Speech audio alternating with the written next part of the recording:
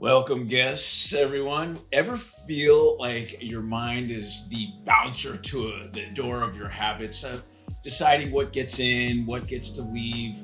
Today we have the hypnotherapist, Dayana Muzinek. She's trained in the GRACE method and an approach built to rewire your subconscious so new, healthier thought patterns actually stick.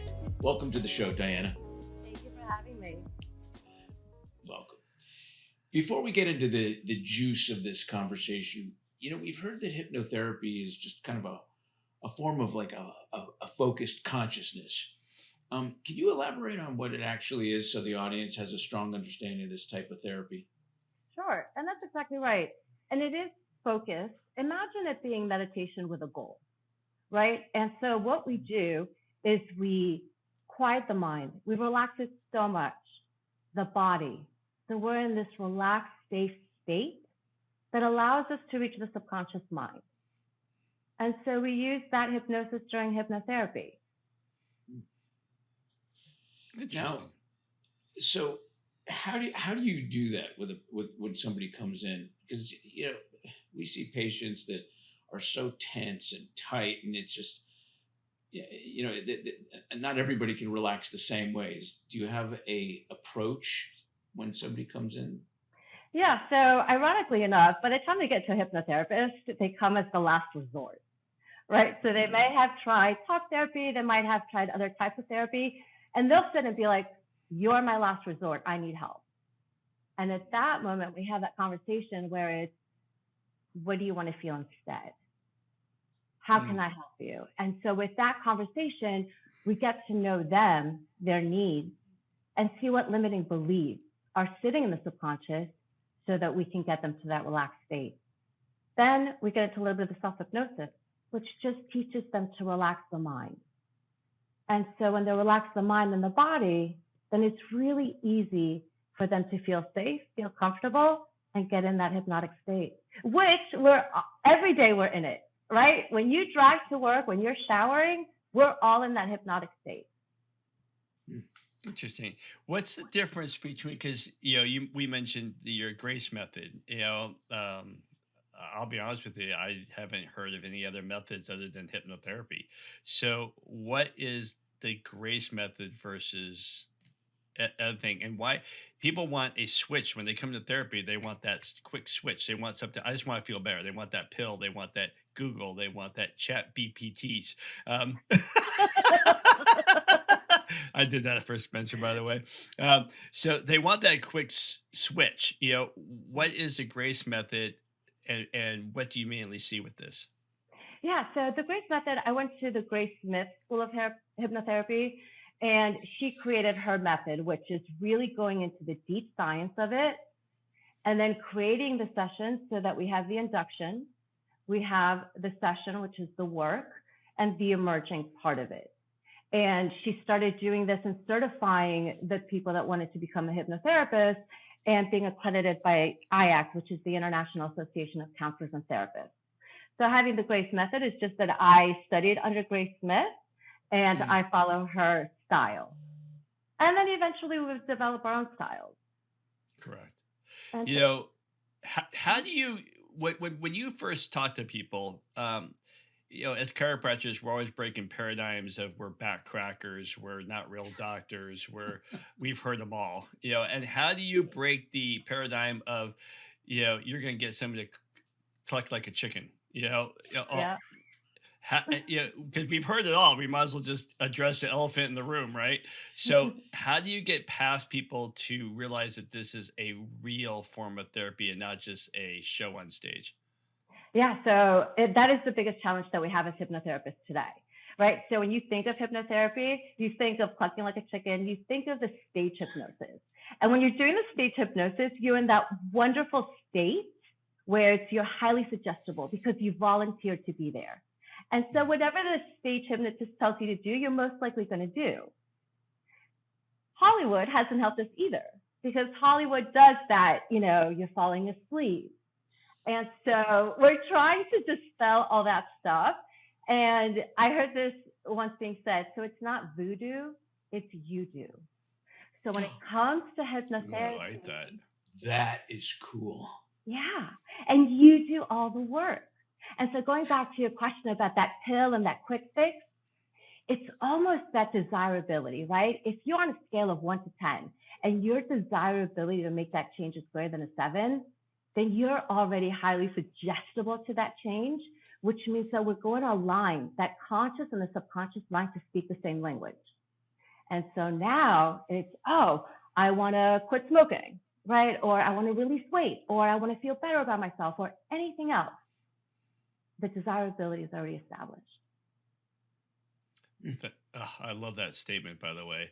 You know, we hear hypnotherapy. You mentioned quit smoking, changing bad habits.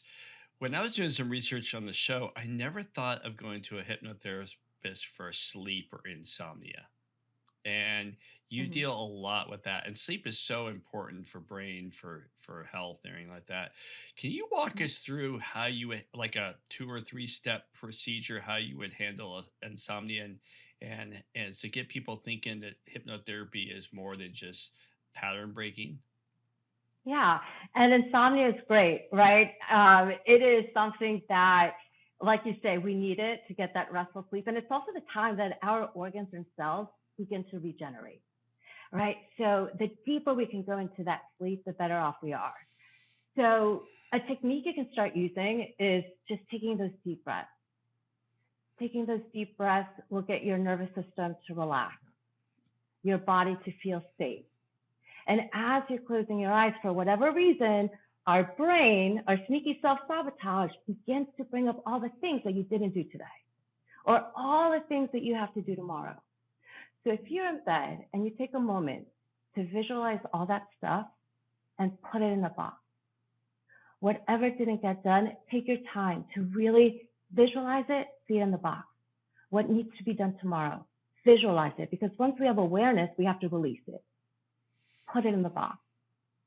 And then you're going to go ahead and visualize yourself walking to the kitchen or to another room in your house and putting the box away.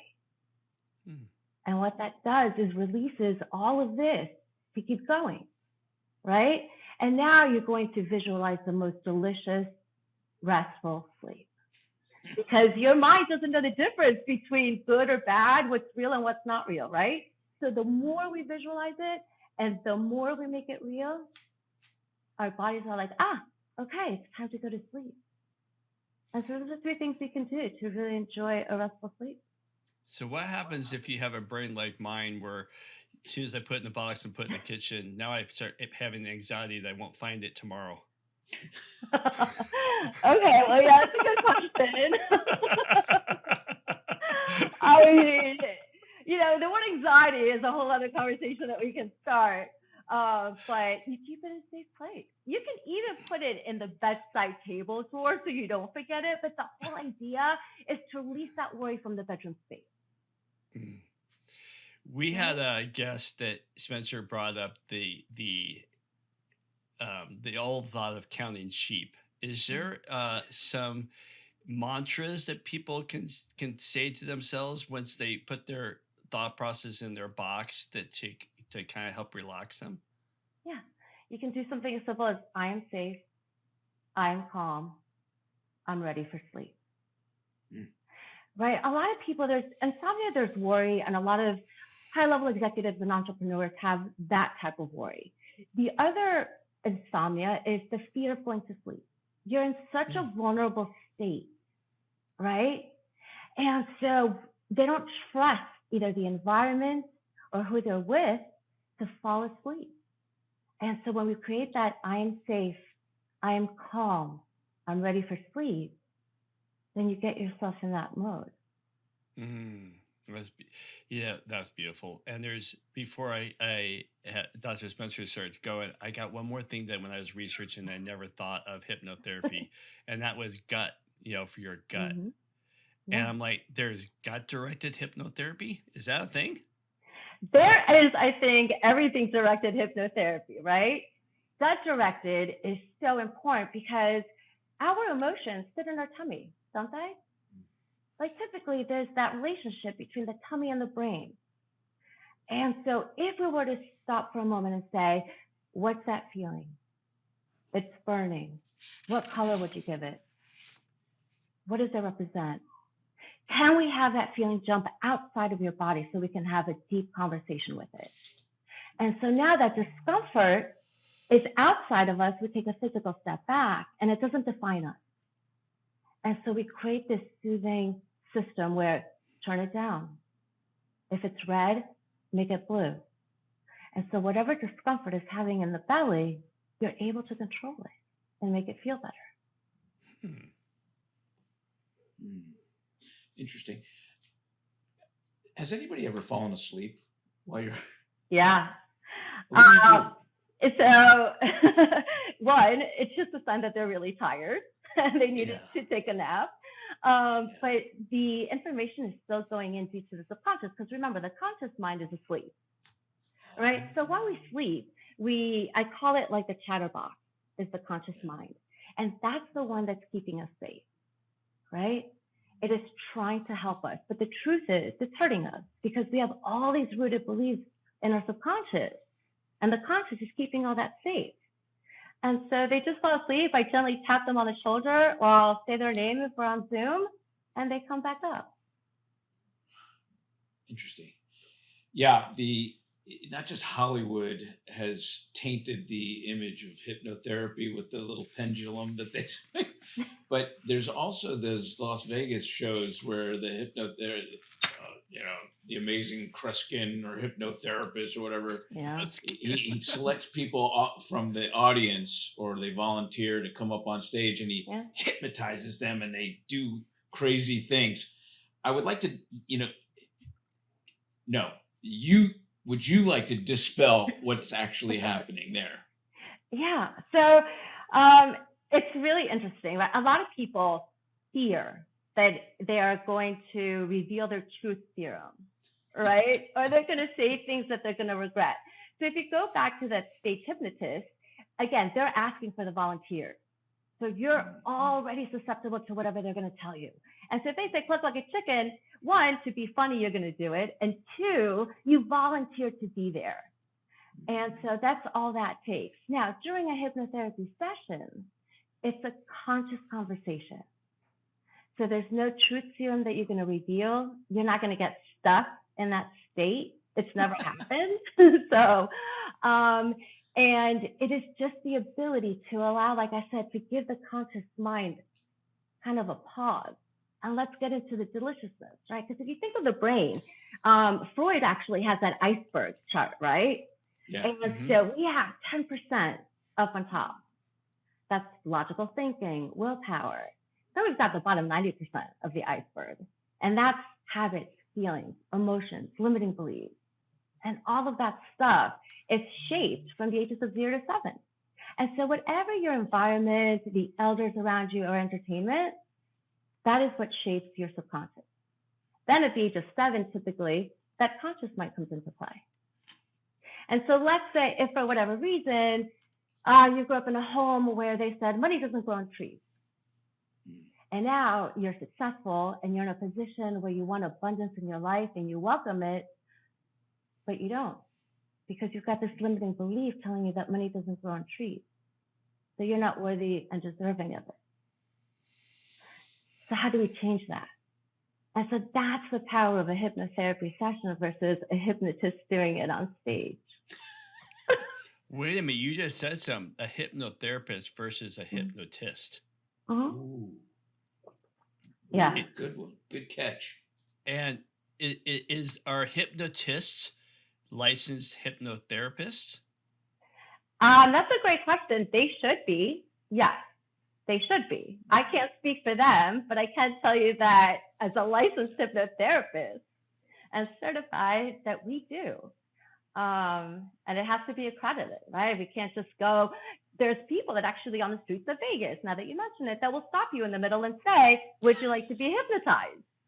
And I can change your life, right? But if the person on the receiving end is like, nah, I'm good where I am, it's never going to work. And you know what, to back up what Dayana is saying, is the hypnotist, the person on stage, he is pre-qualifying everybody. First, he'll ask for volunteers, but then he'll actually do some sort of activities to determine if you're going to play along Right. with whatever he asks you to do. Yeah. So it's Kind it's of like a become mentalist. it's become a big business Oh, Yeah. it is. in entertainment. Yeah, and But even it's some, really- and some people do get off stage, right? Because they'll know which ones are not willing to play. Yeah. Oh yeah. So yeah, But what you're doing is, clearly more therapeutic and has a foundation in brain and physiology. So, with that said, what would you do with somebody that has chronic pain? We're talking, we were addressing more belief systems that you're born with or you grow up with. But what about chronic pain patients? What would you do with somebody that comes in that's allegedly tried all sorts of things? yeah. So this is an interesting one, and I'll share a short story, and I'll get into the chronic pain. Right. Yeah. So imagine someone that has gone through everything, and they can't see why they have the pain or where it's coming from, but they're experiencing it. Right. So it's a real pain. During the hypnotherapy session, when you go down to the pain and ask, what is it trying to tell you? Why is it there? And during that part conversation, she was able to tell me, well, because my family calls me to ask me about the pain. And in her mind, if she didn't feel that pain, her family wasn't going to call her, the grandkids weren't coming to visit, and now she's holding on to this pain because that's her connection to the family and the grandkids coming to visit. Wow. Right? So during the session, we released the pain, and now we reframe that thought of, oh my gosh, I cannot wait to see my grandkids grow up, graduate high school, and even have their own babies or families if they choose to. So once you release that idea, you release the pain with it. And she, following up with her, her family still calls her. And of course, her grandkids were still visited, and she no longer suffers from pain. So that's one example. And we don't know why sometimes our bodies hold on to pain. And it could be related to a trauma. It could be related to not the trauma experience itself, but how we dealt with it. Because sometimes it's not about the experience, it's how it's dealt with after. All right. That's chronic pain. Mm-hmm. What about, we hear about the smoking, the cravings, the smoking, the overeating, and, where do you start with something that's been so deeply part of their system? Yeah, deeply part of their system. To me, that just says habit, right? So you started one cigarette, or you overate one time, or you picked up the pizza because it was a bad day, and now the emotion is tied to the food. And so when there's a craving or when there's something like that, then I'll ask them, are you ready to give that up? Or perhaps, are you ready to gain that? Because as much as we can release something, we can pick up a new habit or replace the old one with something better. And so if they are ready to say release, whether it's smoking or the overeating or the tying, I'm sad, I need the pizza, then we go down to the very first time. And remember, our memories are in our subconscious. So if I can relax them, put that conscious mind aside, and go back to that very first time where you made that association and pause it, and now we're going to reframe it. So now we're going to have, why did you start it? What are you feeling? And then you bring it all the way to the present moment and choose something that's different. It is a habit. That's all it is. It doesn't define us. It's not about us. We picked up a habit. It's interesting you bring that up because I realize that I don't know why I'm not obese or overweight or clinically, overweight, because my childhood was you have to finish everything on your plate or you can't get up. Mm-hmm. And I realized now, I had a friend of mine, I'm in my 30s, a friend of mine turns to me and goes, bro, you don't have to eat everything on your plate. And I go, oh, no. And it was one of those realizations that you're right. I don't have to eat everything on my plate. Yeah. And I was so uncomfortable not eating everything on my plate. So it really goes way far back into, you have to dive sometimes very deep into their. Do they tell you these things? How do you pull this information out? Yeah, so that's one of my favorite parts about what I do, right? I guide the clients to where they need to go. And so when we amplify and magnify the discomfort of something, it's still in a controlled environment, right? So let's say the feeling of overeating or eating everything on the plate, and that discomfort, and we amplify and magnify it. Ew, it's disgusting. How discomfort is it to feel all that, right?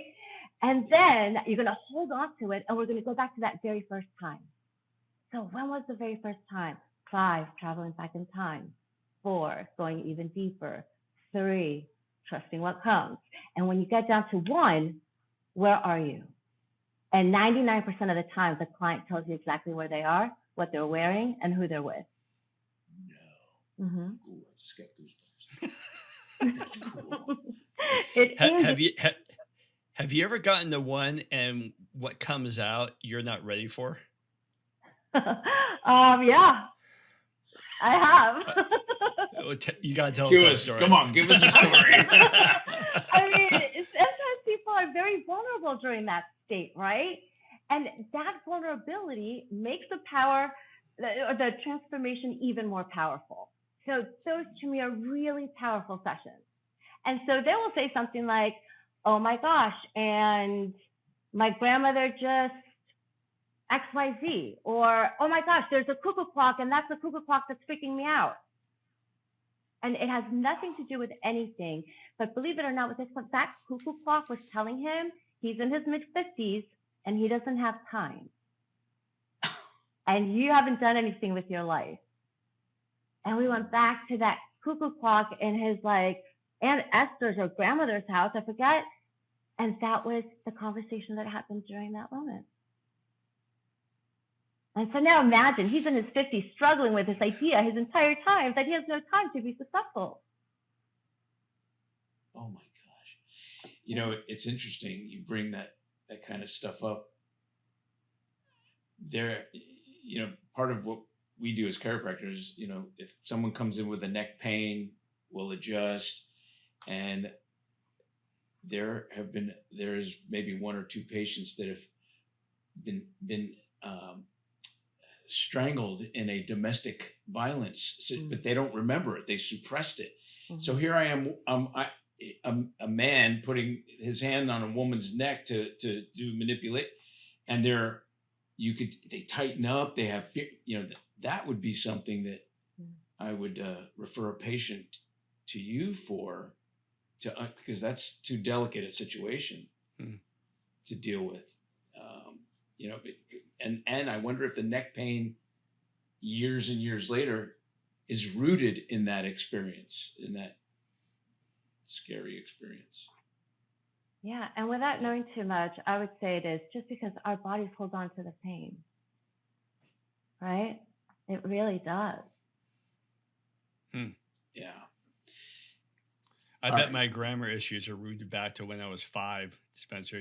That my pronunciation grammar. I'm going to blame it on that. Dayana, yeah. Sometimes I have to read his text messages and emails 3-4 times. He's gotten a lot better over the years, though. He hates periods, commas, exclamation point. He hates it all. He doesn't. I was gonna get that shit out. I just want it out there. It's up to them to interpret it. And that's the thing. If it doesn't bother you, then who cares, right? Oh, it doesn't bother me at all. I don't know why he gets so upset about it. It's like relax. He has to go to you to relax. He's got that Moroccan blood in him that just fires him up. Dayana, I think you'll find something scary if you ask him to go deep into why he had. Oh, yeah, I'm not going there. I have to scare myself. Hey, Dayana, let me ask you, it's been fascinating that years ago when a patient would diet down to lose weight or even plastic surgery, especially like rhinoplasties or things on the face, the patient would have to undergo some sort of psychological testing by the plastic surgeon, because there's been many times where the plastic surgeon would do a beautiful job, but that person still sees a big nose, or still seems, they still look in the mirror and they think they're overweight when they're not. So how is, and bringing this current, like the GLP-1, the Ozempic and Mounjaro and all that, how does mindset play in the identity to, and how would you approach somebody with hypnotherapy, needing to diet, or that have lost weight, but they look in the mirror and they still see a fat person? Yeah. So this is one of the topics that really breaks my heart, and I might lose a couple of people here. But this is when it comes to worthy and deserving, right? And loving yourself. And so no matter what house you're carrying your body in, it is still you. And so a smaller nose, a bigger top, that is not going to change the essence of who you are. And so that worthy and deserving person, you're just being carried in that house now. And if you want to make it smaller, you can, but it doesn't change what's inside. And so that to me is being worthy and deserving. And I ask my clients to look at themselves in the mirror every single day and say, I love you and I am so proud of you. And if you can't do that every day, then I challenge you to do it, because it is so important. And so, oh, sorry. What about, and I've heard this from patients, somewhere in the history, that an overweight patient will come in, will talk about their low back pain or knee pain and so on. And some of the reason why, and this is where I guess I imagine hypnotherapy would help, but some of the reason why they are overweight is because maybe, I hate to say it, but something very traumatic happened in their life, like rape or a domestic violence of some sort, when they were in, and their protective mechanism is to be overweight and unattractive. Yeah. Like, how do you deal with that? That's so deeply ingrained. It is. And that's what it comes from. Some of the people that go through that type of experience is the yo-yo dieter, right? Because they lose weight, but then when they feel a little attractive, or somebody makes a comment and notices their weight loss, then they have to creep it back up so that they're unattractive to the world. And so during this type of hypnotherapy it's very powerful in the sense that now we're dealing with inner child work, right? Because we're now going to that experience, which nobody wants to relive. And so we don't. We now observe it. So we take that physical step back, and you almost imagine a movie theater, right? And you can see what happened to you. It wasn't about you. It had nothing to do with you. It was the person that did it to you. And knowingly or unknowingly, he was doing something, or she was doing something that is obviously wrong. But it's not because you did anything wrong. And so when we get into that little you, that little person that went through the experience, and we infuse them with love, then we bring in adult you of the present moment and tell that person exactly what they did wrong and how they made them feel. And during that hypnotic state, you relive it in a very safe environment, but now you're able to say, it wasn't my fault.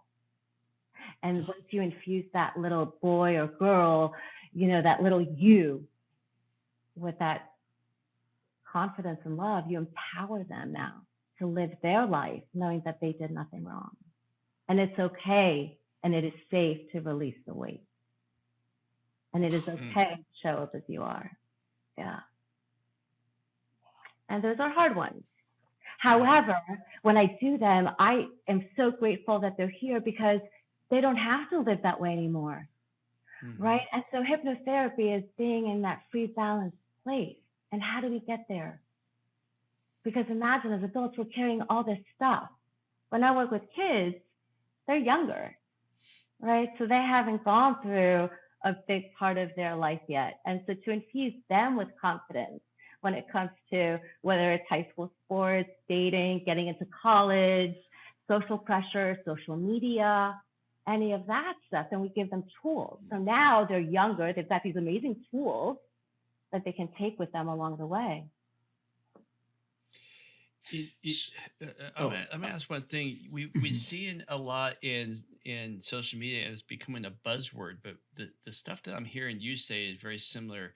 How would you put together the word manifesting and self-talk and hypnotherapy, because they seem very similar? Can you elaborate? Because manifesting is like every day you say, I am this, I am that. Is that kind of what you're talking about, just using different vocabulary? It's similar. I think hypnotherapy takes it a little bit deeper, and this is why.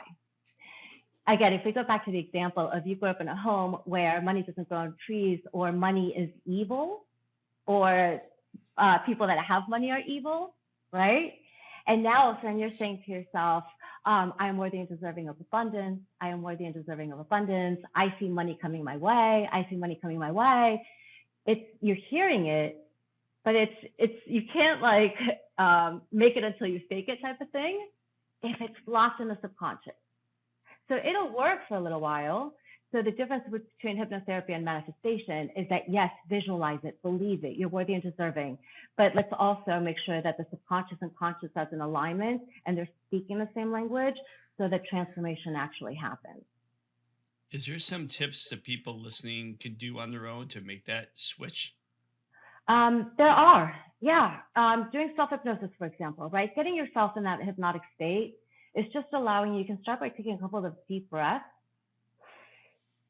And on the exhale, you release all of that stuff. And this can take 3 to 5 minutes. Once you release all the stuff and you feel balanced, then you just close your eyes and visualize exactly what you need to feel at this very moment and really make it very real. And as you do, your body relaxes and it's listening. And the reason why is because it's not in flight, fight, freeze, or response state, right? It's coming from this place of quiet. And so the subconscious is listening. So when you practice the manifestation, as long as you're also in that deep kind of quiet meditative state, then it's great. But if you're driving around or you're dealing with something, you're like, I want money, I want abundance, I'm going to get this. Well, your brain is not really listening at that moment. Interesting. I find that fascinating only because, there's people out there saying, you got to say that mantra every day. There was The Secret, and then the Moses codes, and then, how to manifest things. And yes, there are people that were not successful in their manifesting because they're missing components, like you had said, being in a certain state of mind. Now, Dr. Terry and I have talked about this before. We've had guests on that talk about meditation being meditate. Are you referring to something different than, you said like to spend 5 minutes, doing a little breath work and then saying something. Meditation to me is like, you got to sit there for an hour in a yoga position and, full lotus or something. It's hard for me to focus like that. What are you suggesting that someone does on a daily basis that would be, I know you mentioned some of that, but like, what would be a habit for someone that they could do every day for a couple minutes? Yeah, and so hypnotherapy is meditation with a goal, right? So it's not necessarily in general.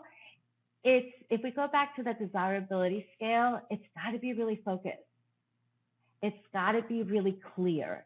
And so if the goal is, I want to wake up every morning and do a 5-minute walk, right? So there's an intention. What is it? What action step are we working on? Once you have that, then it's, again, taking those deep breaths. So you can even repeat to yourself, I am safe, I am calm, I choose to be here. Our brains and our bodies are listening to every word that we're saying, right? So if we're saying we're stressed and we're tired, we're going to be stressed and tired. So I'm safe, I'm calm, I choose to be here. And then you count yourself back. You can do 5. I'm going deeper and deeper. 4, relaxing the mind and the body. 3, and allowing that wave of relaxation, 2 and 1. And now when you close your eyes, you're visualizing exactly what you want to do. What is the outcome? Think of the person that wakes up in the morning every day and does a 5-minute walk, step into their body. And do that in the mornings and at night. And so it's really meditation with a goal. It's not just sitting there going, or whatever it is. I personally am not a meditator. I don't like it. I'm not sitting there for 30 minutes listening to the waves. I'm not. But if there's an intention behind it, and I can actually see, feel, and experience myself doing it, now my body's listening. Now my brain is on board. So we're all a team.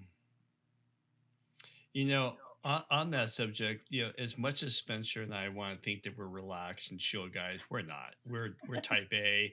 We're like our brains are always going. We make fun of each other. And when we clash hard because we're type A, but we also get along because we respect that type A. And we had a guest a while ago that talked about active meditation. And we both lit up because I relax riding a bike, going for a run. He relaxes running and lifting weights. How does the active person take what you just said and really integrate it into their life? Because as much as we both want to be that person, I don't see us really being that person because that's not how we are. So what is something that an active person that has 5 tasks going at once, and that's how we find balance? How does that person find this time to do this stuff, or how do they do it? Okay, so I think for someone that is active like that, right? Remember, we're in a hypnotic state, in and out all day long. And so if you've got this energy, and say it's even just walking, if you're walking and you're listening to your favorite song, that brings you joy, right? That puts a smile on your face. And so while you're taking that walk and listening to that song, now what is that goal? What is it that you want to achieve? And so now you're walking, doing something that you enjoy and doing that. Sometimes watching a movie or reading a book. So if you're doing anything where you have to go back to that page over and over again and you have no idea what you just read, that's because you're in a hypnotic state and your mind is drifting and floating. And then you're like, did I just read that? I need to read it again. Interesting. So find an activity that brings you joy, that you're able to put I call it a chatterbox, sneaky self-sabotage, that conscious mind. You know, music is so powerful that I am absolutely, to this day, I am fascinated what it can do to one's physiology. Mm-hmm. They use music and like Dr. Terry and I, our specialties in sports, and we see teams and individuals, they put their headphones on, or you'll hear it throughout a locker room, and how, the energy and the chanting, and whether it's rap or rock or whatever it might be, mm-hmm. It puts you in such an empowered state that you almost feel invincible. Mm-hmm. Is that the time that you would also be, reciting certain things, positive things that you want to be or have or do? Yeah, and that's visualization, right? And when you're in that state, again, it comes back to being in a state of balance rather than fight, flight, freeze, response. So if you're in that state of balance, then you're able to visualize exactly what you need. So you mentioned athletes. I work with pro golfers, right? Golf is a mind game. So you can have all of your coaches, you can do all of the training, you can be out there swinging at all times, making those adjustments. But what happens when you get to that very first tee and you miss? Right? Or you're like almost there and you miss. That's where that negative talk comes in. That's where that game gets interrupted. So what's the fastest way that we can use the word empowerment, that we can empower ourselves to come back and reset, to stay in flow? And that is the most important part, right? So even tennis players, And if you hear more about it, they're using a lot more hypnotherapy because once they're in the game and in that zone and they miss, they get out of it. And if you notice, some of those tennis players, they'll do really well, miss one shot, and they've lost 2 games in a row. So rather than... Terry, oh, sorry. Go ahead. Go ahead, Diana. Rather than going there, let's bring it back, gain control, right? Reframe it, and then get back to that state of flow. Terry, do you remember that tennis player that we had on the show that she was beating Serena and had a reality check and goes, how am I beating Serena Williams? That's not, and she ended up self-fulfilling prophecy. She lost. Yep. Interesting. Yep. Do you teach people how to, like, they can't, like, let's say somebody in the middle of a golf game, and they just, I've never played a day of golf in my life, but they missed or they hit the grass or something like that. It's called something. I don't even know. But and they don't have time to sit down and do a 5-minute hypnotherapy. Or do you have triggers or Tony Robbins calls it anchoring? Do you have something that like a Pavlov's dog where you ring the bell, they solve it, some conditioned response, something? Do you teach? Yeah, absolutely. So it's anchoring, right? It's the same thing. And what happens is during a session, if I'm working with a pro golfer, let's say, and we're visualizing the course, we're focusing on what is in our control and what's out of our control. And so if we go back to the golf course, wind, heat, the challenging course itself, spectators, that's out of our control. So now let's focus what's in our control, right? So the swing, our thought process, what we say to ourselves. And so in that moment, when you miss, during the session, I will have them visualize the entire course, the 18 holes. And at that moment where they miss, I'm like, stop. What are you feeling? Take it back to flow. Tap whether it's the thumb and the pointer together, whether it's fiddling with a marker in your pocket, they choose it. Something that's easy. And sometimes it's as simple as close your eyes, take a deep breath, and on the exhale it all out and leave it there. Reset. And while they're in that hypnotic state, that subconscious mind is listening, right? And it's rewiring itself. And so repetition rewires reality.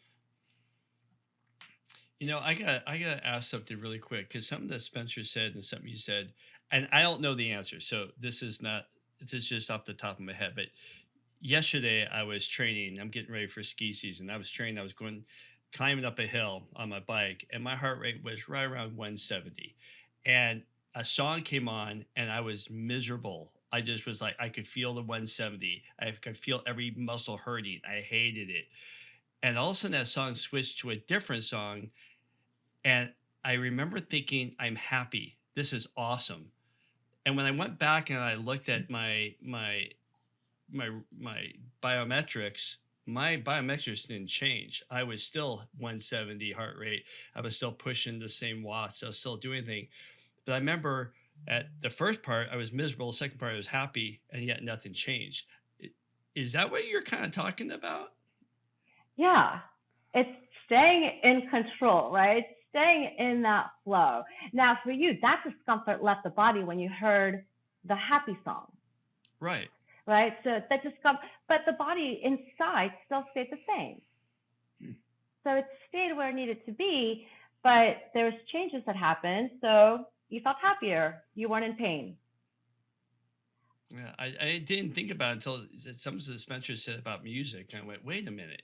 And I remember looking at my biometrics and going, nothing changed except the song. Yet I went from miserable to happy. And it was kind of cool. Yeah. And it just kind of taught this up. And Sorry. And it's also, if you release the outcome, right? So for you, it's looking at the biometrics. And let's say for the golfer, it's releasing the scoreboard. And so if you stay present and exactly where you need to be, not worried about what just happened and not worried about what the end result is, then you live in the present moment. Just focus as to what's happening right now. And so I know one thing. I know one thing. I'm getting rid of the song that was feeling miserable. That's off my playlist now. Exactly. What song got you fired up? You're gonna know the song because every time I hear it, I just think of you and I laugh. And it's a song that shouldn't make you laugh, but just because we've had this crying like a bitch. I knew you were gonna I say. know you were gonna say that. And every time I hear that song, I just, instead of being fired up, I actually laugh because it's kind of our song together, and it just makes me smile. And as soon as that song came on, I just started cracking up, and all of a sudden, I just flew up the hill. So yeah, there's some interesting. It's amazing how strong the mind is.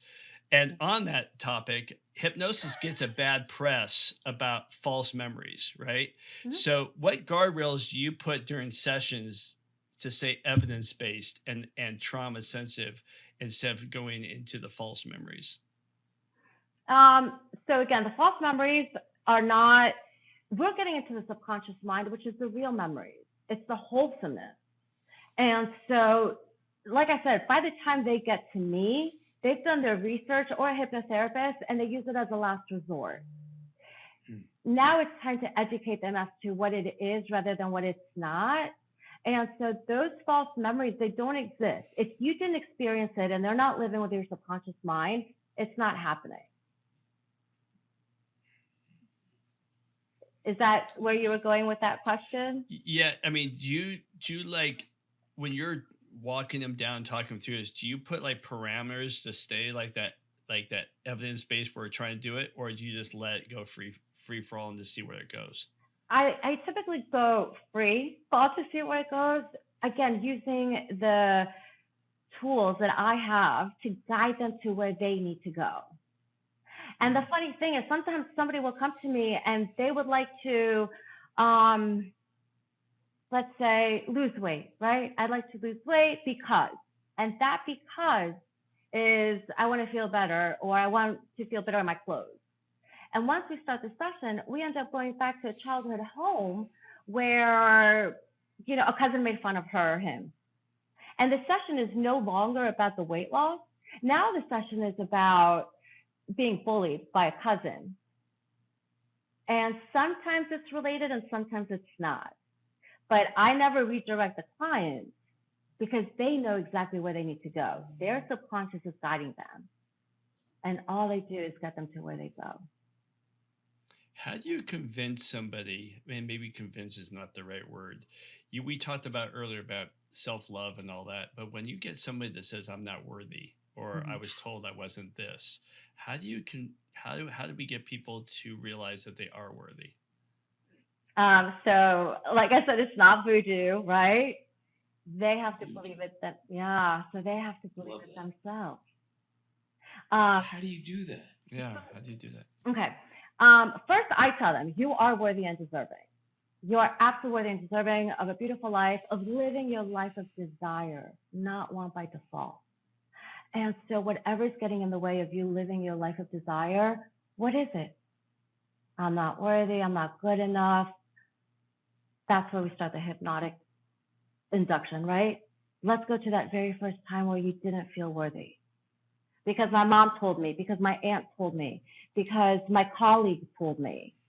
And so we go back to that very first time, and there's a thing called forgiveness that we do, and we don't do forgiveness for the other person, we do forgiveness for ourselves, right? And so when you're visualizing that very first time that someone's like, you're not worthy, or you're ugly, or that is the worst painting I've ever seen, and you're holding on to that, right? Because you can be in school and the teacher's like, oh my gosh, that's the worst painting, it's awful. And now you're holding, I'm awful. And so if we go back again to that very first time and say, put that plastic shield down. Anything that is set to your value has nothing to do with you. It is an insecurity of them. And now go in and give little you a hug and let them know that they're worthy and deserving of this beautiful life. And send them off with a little gift, whether it's a plastic shield, a superhero cape, and the more imagination you can bring into it, and the more you can visualize it, then the more powerful the transformation is. And then you start infusing them with love. And you say to them, you are worthy. What do you want to do? and you allow them to become playful at that moment. And now we shrink the person that told them they're not worthy. We send them off so they can go live their own journey, and they'll do their own work on their own time, but you've done yours. What happens if the self-sabotage comes from themselves? Meaning, this generation, I had a kid tell me the other day, we're used to getting things immediate. If we want to, instead of having conversations with people, they look it up on Google, they get the answer right away. And if they look at TikTokers, they're making millions in front of a jet. So they're getting in this culture is they want it instantaneously. And when they don't get it, they go, well, I just can't do it. And they start self-sabotaging themselves. And where the parents are going, no, you just got to work hard and it'll come. And they're like, but that's not my world. My world is instantaneous and it's not happening to me instantaneously. So I must suck. Right. How do you work with that kind of person? All right. So the truth is you don't suck, right? That's my first comment back. The truth is the person that is sitting there, in front of that plane is all you're doing is that. So you go in front of a plane and you take a picture. So let's get down to the reality of it, because what you're seeing on social media is not real. They're only showing you what they want to show you. And you can do the same thing, right? So when that sneaky self-sabotage comes into play, or something is real, so we separate what's real and not real, then it's just cancel. And we call it the triple B's, right? So at that moment where, I'm never going to get this, or why can't I get this, or I'm not good enough to get this, or why them and not me, it's up. Cancel. Bring in a positive thought. Reframe whatever you're thinking into something that you are. And it's simple as, I'm good where I am. I've got this. Right? You shift the breath, you shift the body, the posture, and now that's the belief system. With kids and teens and the social media and what's going on is a lot harder because of the social media. It's the constant instant gratification. It's that constant comparison. And it goes back to, I lose who I am. I don't pay attention to who I am. I'm paying attention to other people. And they're not even showing themselves because they're only showing what they want you to see. So how do you, this is a culture that consumes content constantly. And I'm always trying to flip it going, well, what content are you creating? And they don't know the answer. They would rather consume than create. How do you take that first step to get them out of consumption and turn into production? It's a good question. And I can answer it from the point of a hypnotherapy perspective, right? So the minute you give your attention away to somebody else and you're so focused on other people, you lose your power, right? So all of a sudden, so how do you reclaim your power? By taking responsibility of your thoughts and actions. So why are you letting a stranger step into your world? Oh, I love that. Yeah, and allowing them to dictate how you feel. That's interesting because we've always, I personally have always applied that when talking, is when somebody says something to you. Why are you letting them rent space in your head? And it's usually a friend, but this is a very, very good shift.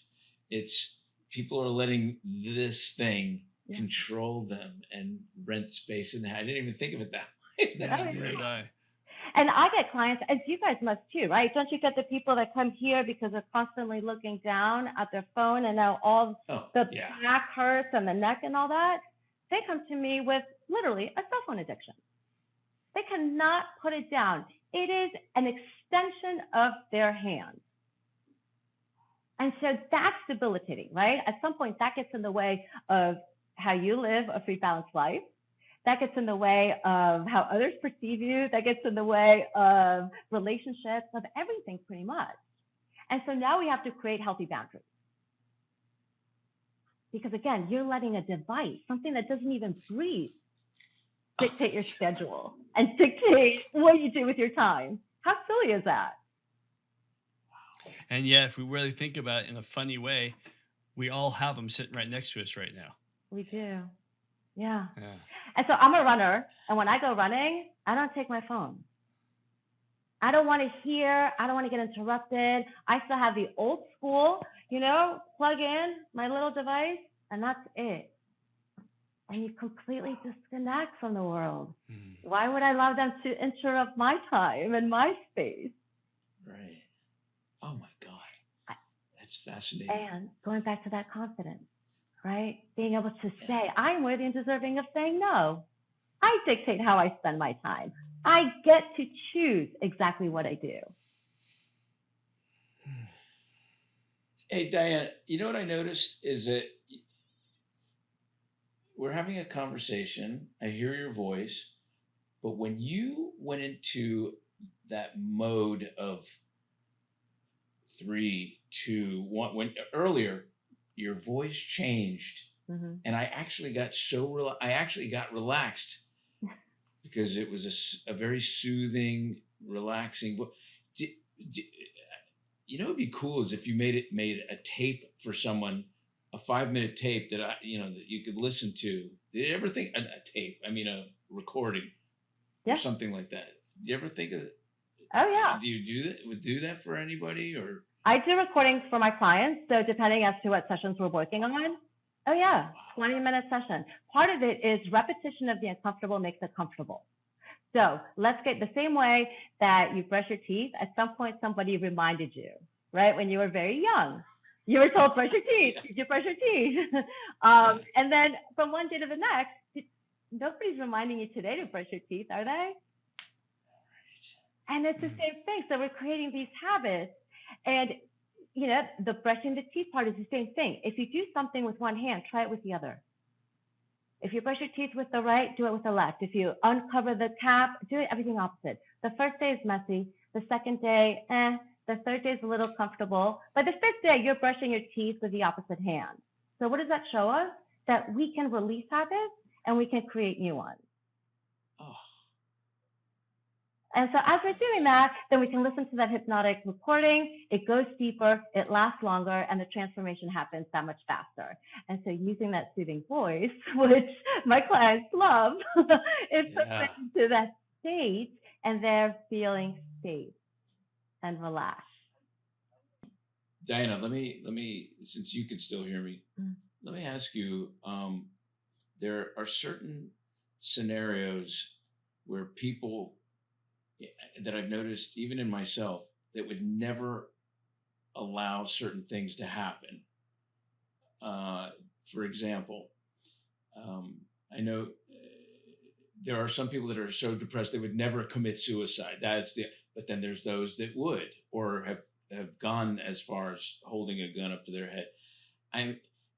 Isn't that also, like they would never lower, they have a certain standard, but then you have to bring them, a level up from that, right? Mm-hmm. I mean, you follow where I'm going with this? It's just like some people, they have certain, levels of where they would never be homeless, but they would, have financial instability. Mm-hmm. Do you dive deep into that area where, and identify where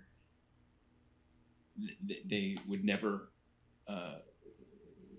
go to that level?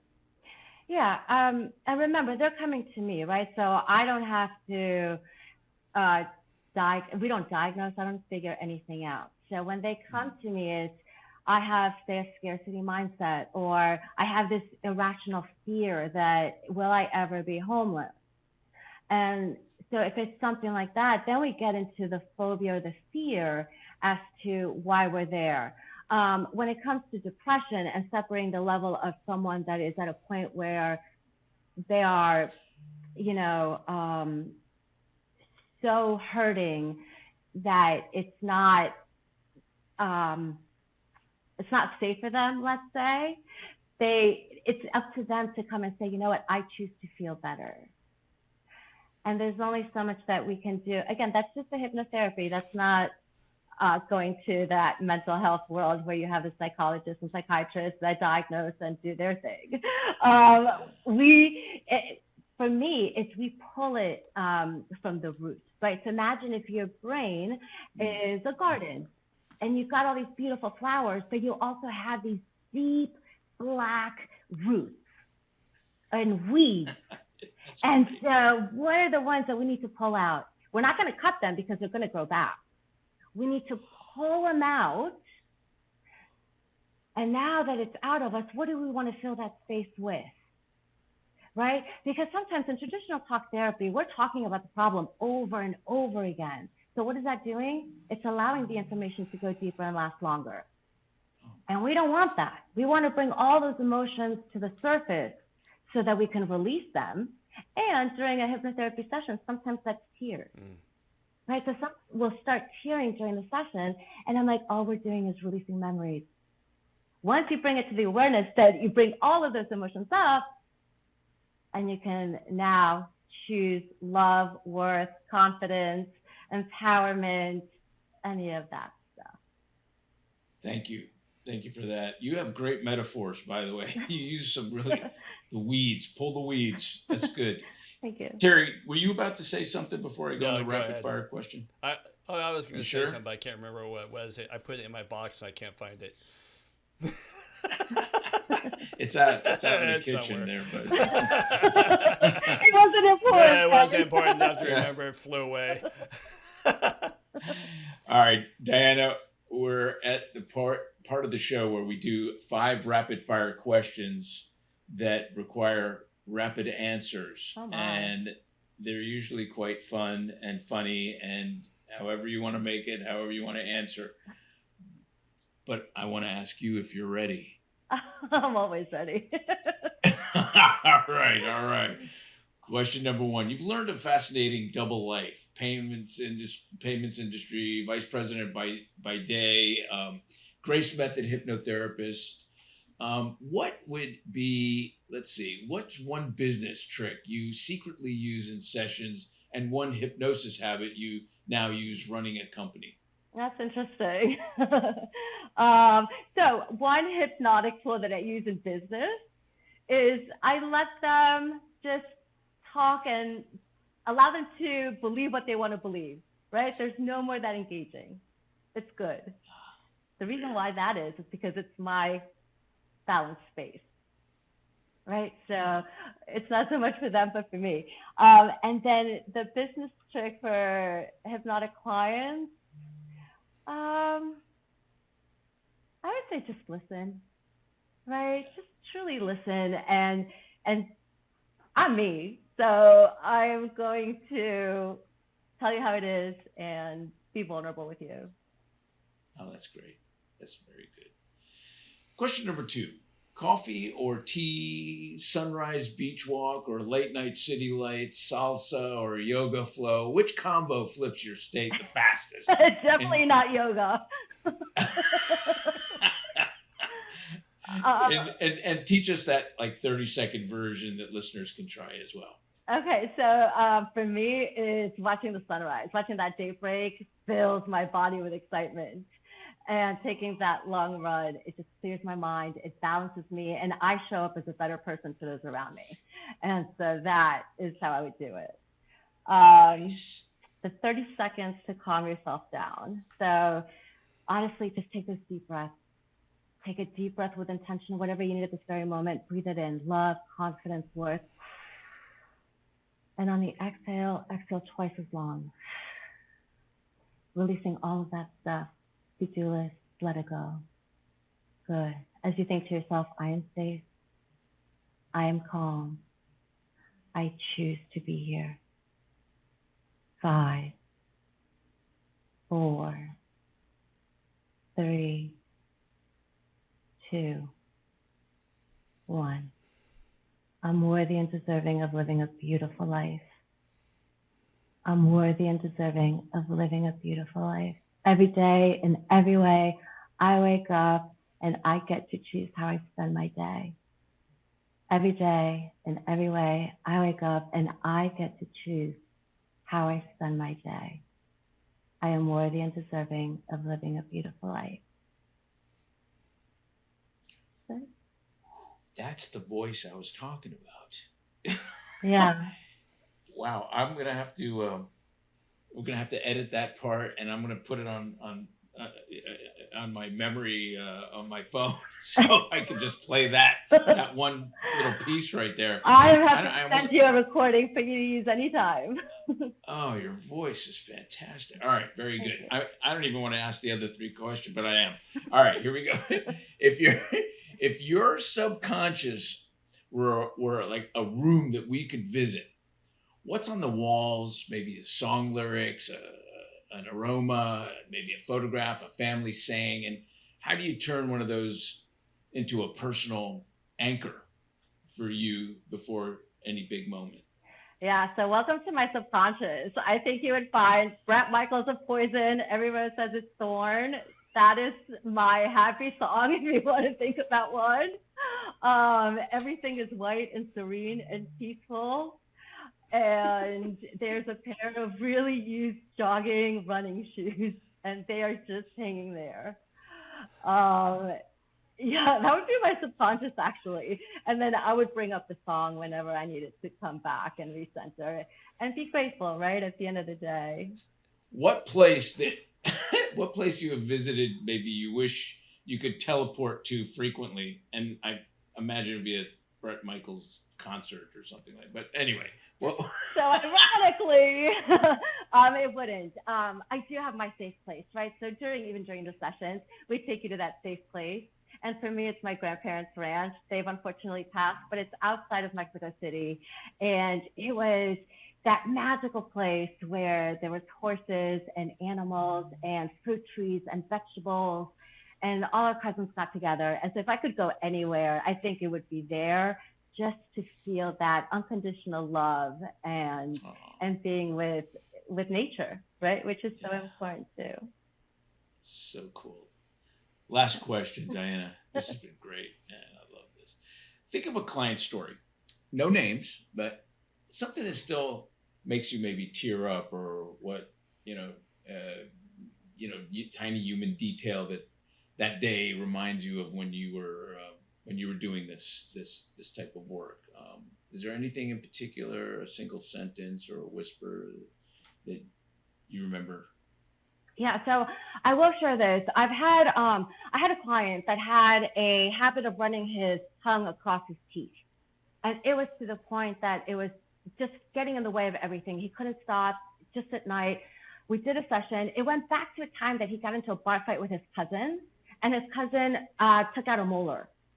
So believe it or not, going from that, and the reason why I remember that is because from that one session, right? And I never say how many sessions it's going to take because I don't know, but it took him one session where he doesn't do that anymore. He forgives his cousin.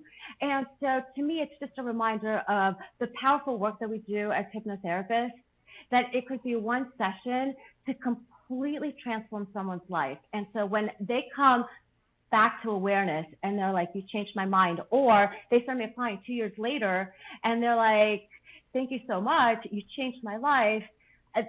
I can't. Like, that to me is just enough. Oh, how cool. Yeah.